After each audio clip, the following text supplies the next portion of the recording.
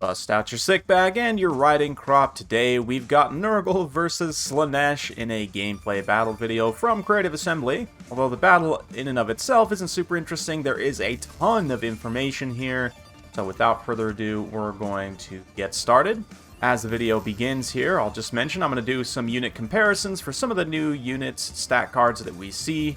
Opening with some beautiful shots of that Nurgle landscape. Tentacles, odd trees, sorts of things. We've got Nurglings chittering through the forest. Narrator talks various things. Plague toads looking here. The flora and fauna of the realm of Nurgle looking absolutely gorgeous. We've got a soul grinder here. That is the caster level plague bear there. Those pools with the giant worms coming out. Like, man, this has to be one of the coolest maps I've seen in Total War Warhammer. SLAANESH, of course, looks amazing. We've got an exalted Keeper of Secrets here. That's the Greater Demon. You can see a Soul Grinder there in the back. We've got some Fiends, got some Demonettes, got some Seeker Cavalry. And they're going to get started moving in here. We'll get to some stat cards in just a second. First, we've got to take a look at some of the Nurgly boys. You can see Kugath Plaguefather being lofted about by his Nurglings on his giant palanquin there. Those poor little Nurglings gotta be ridiculously swole, but everything, all the models, animations, sets, looking fantastic so far. Kugath gonna give his armpit a little scratch there. Aw, he looks like he's having a great time. And now we're going to get into our unit comparisons. First up, Exalted Plague Bears of Nurgle. We're also going to look at the regular Plague Bears here in just a second. But I saw their stat card and immediately was reminded of the Saurus Warriors. That being super high weapon strength, really good HP. Although Exalted Plague Bears have, and regular Plague Bears both have even better HP than Saurus Warriors. High weapon strength, decent enough stats. Granted, these Plague Bears do have some chevrons juicing up their stats, but 41 and 43 on attack and defense. Not as much armor, but they also have the precursor volleys of the Death's Heads, as they are the Exalted variant. The regular variant lacks that, but still very comparable to Saurus. Like, not the best stats in the world, pretty good, but very hard hitting and very meaty in terms of weapon strength and health, respectively. Next up, we got the Forsaken of Nurgle. They're just Forsaken with poison attacks. Not really too much to see here. And of course, the Nurglings. It's an interesting comparison. You know, there's only 60 models technically in this unit. It does appear that like 3 Nurglings are stacked on top of each other to sort of form one unit model. In terms of stats, they're actually better than some other meat shield tier units. I'm curious to see how much Nurglings end up costing. But 26 attack, 26 defense, really not too bad. 28 weapon strength, pretty solid for kind of a typical low tier troop. I've included the unit card of Goblins here, although maybe Skink Cohort would have been a better comparison, but still pretty close. I mean, the model count difference is substantial. Keep in mind, though, they have pretty close to the same HP value as like Goblins, right? So that's pretty good there. Vanguard deployment, all that fun stuff. Definitely looks like it's going to be a very fun unit to use. The animation sets in particular are hilarious, so big ups to CA on that one. Now we're going to get a couple of SLAANESH Demon unit cards, starting with the Exalted Demonettes of SLAANESH. You'll notice 38 weapon strength with armor piercings, very solid. 54 speed as well, as the fastest infantry in the game. Maybe Death Runners, while they have Scurry Away active, might be just as fast, if not faster, but still. Just ridiculously blazing fast for infantry. They can literally outrun war wagons. And then excellent attack and defense stats. Very comparable to something like Sisters of Slaughter. Sisters of Slaughter even slower. Better melee defense, less attack with poison instead of magic. Non-armor piercing damage, but in many ways very comparable.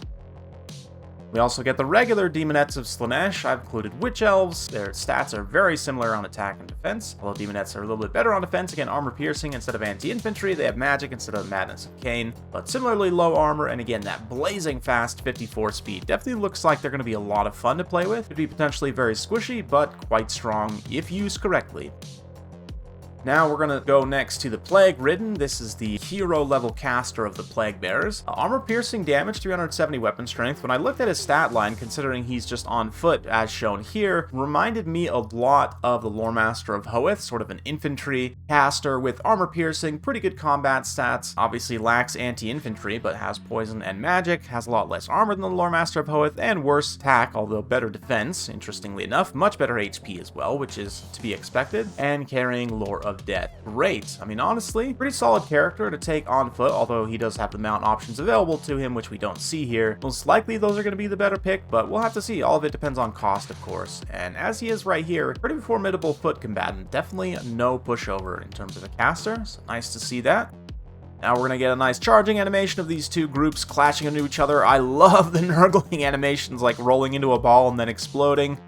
I managed to grab the Soul Grinder of Nurgle unit card off of Discord. Somebody had posted it there, I guess, from Creative Assembly. So we're going to include that here alongside the shot of the Soul Grinder just absolutely vomiting everywhere, which is fine. This one looks a lot more like an artillery piece, so I've included the Stegodon. They also both have poison, obviously. Very similar missile strengths, over 10 seconds. Exactly the same range. Soul Grinder is going to be a little bit better in sustained combat in terms of attack and defense, weapon strength, less armor, and less HP, though. But in many ways, you can see these two units as sort of comparable, like a hybrid poison artillery / fighter monster. I do think Soul Grinders, it's tough to say, you know, Stegodon's a pretty good monster in melee. That 70 charge bonus, but you really do have to be cycle charging with it to get best value from it. Likewise, only 50 speed does mean that at 75 speed, of course, Soul Grinder of Nurgle is going to be much faster. Beautiful vomiting animation as well. Now we also see the stat card for Kugath, the big boy himself. I've compared him to Count Noctilus on the Necro effects because Kugath actually acts as an artillery piece, but he's also a big armor-piercing monster in melee. In terms of melee stats, actually much better than Noctilus Necro effects. Got much better attack, defense, and weapon strength. Poison and magic damage as well means he's going to be a pretty tough cookie to take down at 14,000 HP on Ultra unit settings. Absolutely insane. Gotta be one of the meatiest meat bags we've ever seen in this game, which is awesome. Also has a pretty decent artillery attack. It's not amazing, doesn't do a ton of damage, but a little bit of poison and 400 range, also not too bad. Can definitely contest at that long distance.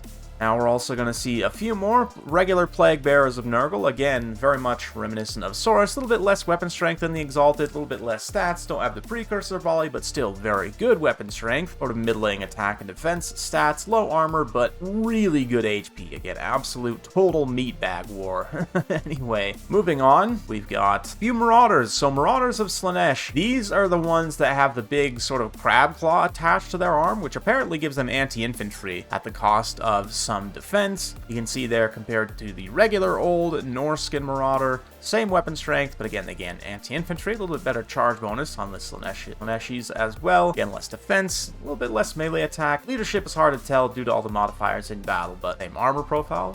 Less HP as well on the Marauders of SLAANESH. I don't know, and this could be just an overall nerf to the health of all Marauders, but it also would make sense to have the Marauders of SLAANESH maybe be a little bit squishier in terms of HP. I don't know. Let me know what you guys think in the comments down below. Got another variant of Marauder here, though. This is the Hell Scourge Marauders. They're the Whip Boys. They've got 43 defense, sort of similar to Sisters of Slaughter. The Whip, I guess, gives them much better melee defense. Doesn't really make sense to me, but there you go. Yeah, 43 melee defense, 33 attack, only 28 weapon strength. Again, same as before. That extra defense, though, could help them hold much better than your typical Marauders. I'm genuinely interested to see how this unit performs. Doesn't seem like SLAANESH is going to have a lot of super tanky units, so these guys could be pretty impactful, helping hold your front line for not too much cost, at least hopefully. You also see there's some Marauder Spears. Unfortunately, we're not going to get their stat card, but you can imagine what they are. Also got some Furies here very quickly. Furies of Nurgle. I've included the stat card of the Khorne Furies. Granted, this was from my battle of Kislev versus Khorne way back in the day, and the HP and model count's kind of screwed up, but we can see still from the attack defense profile, Nurgle's a little bit better on defense, a little bit less attack. Does carry poison though, no frenzy, so it has less charge and less weapon strength while that's active. Still the same speed, I mean, essentially the same unit, just some minor differences, right? That poison attack in particular will mean that the Furies of Nurgle are going to be better at tying units down, whereas the Furies of Khorne will be better at dealing damage. The Furies of Tzeentch will be better at cycle charging. So they all kind of have their own unique sort of benefits and ways you should use them. But anyway, let's move on to the next one. Plague Toads of Nurgle. Very briefly, we get just a flash of their unit card here, and immediately I thought, oh, it's Lions, but slower. And with poison attacks and magic attacks, obviously, they've got physical resistance, as do all demons that we've talked about here in this video. Similar charge bonus, similar sustained combat stats, obviously much, much slower.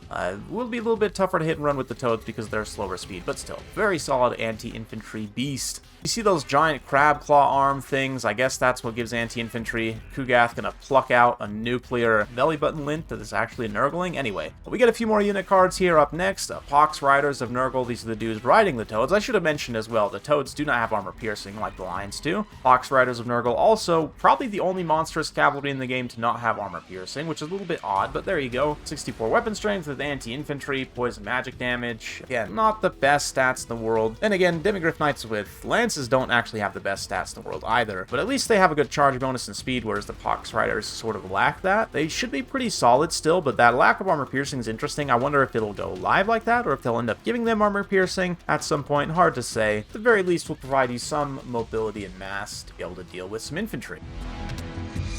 And we've also got the Plague Drones of Nurgle, Plague Bearers riding the Rotflies. These guys have the Death's Heads, 95 weapon strength in melee with armor piercing, not the best sustained combat stats, only 10 models like Pterodon Riders, but I've chosen to include deck dropper handguns because they're also armor piercing. And just, if you compare the model count, I mean, only 10 models, right? Less than half the models of deck dropper handguns, but they deal more than double the damage with their missile strength, right? So in terms of DPS output, they're going to be even better than deck dropper handguns, but they do have less than half the ammunition as well, so you do need to get value out of them, which you should be able to fairly quickly, and then move them into melee. Will be a nice sort of hybrid armor piercing shooting slash flying cavalry unit, I guess is really the best way to term it, but very fun stuff. Plague Drone's going to fly over here. Kugath looks on as they move into position to yeet their Death's Heads, which it does look like they do while moving, which is nice. The Rotflies themselves, though, again, this unit card posted on Discord, you can see very similar, 80 weapon strength to the base unit, basically just without the ranged attack, right? Only 40 armor. It's kind of surprising. I would have expected with that big chitinous carapace that it would be higher armor, but there you go. Only 10 models and 80 weapon strength is pretty underwhelming. I mean, I've got them next to Ripperdactyls here, who have substantially more weapon strength, charge bonus, and attack. So I'd imagine then that the Rotflies are going to be substantially cheaper than the Ripperdactyl Riders, but in usage might be somewhat similar, sort of a unit to go land on weapons teams, other vulnerable armored infantry, especially armored missile infantry. Anyway, could be an interesting unit, though. It all depends on the cost.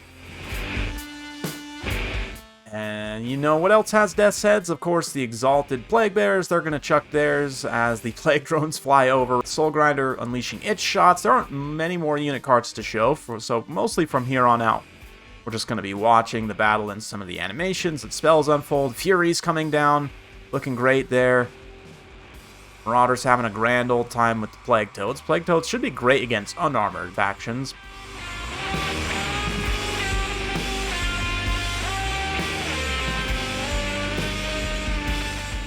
Man, Kugath, though, for a big boy, can actually stand up. He's not always sitting down, just when he chooses to. Absolutely disgusting spell here. I mean, just vile drop from the sky here. You can see that the Marauders of SLAANESH are really not enjoying life.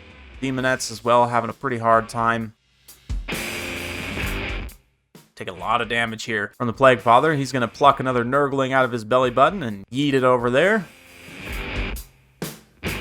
Keeper of Secrets just biding its time. I believe this was actually a multiplayer battle, and if you notice there, if I pause briefly in the top left, you'll notice a score, and given that this is a multiplayer battle, I do think this is potentially some kind of score-keeping system for multiplayer. Creative Assembly did confirm that at least some of this footage was shot in a player versus player battle, so what exactly that means, it's hard to say. Hopefully that means they've implemented some kind of scoring system, so it's possible to, you know, score a game beyond just who won or lost. That's already been implemented in Game 2 for free-for-alls, obviously, but for the regular multiplayer battles, both from a casting and playing perspective, it'd be really nice to sort of keep track, you know, how well you're doing in terms of damage done to your opponent. The number has ticked up over time as well, so I don't think it's like army value ticking down. I do think it's like damage dealt, or maybe value damage dealt. I'm not really exactly sure.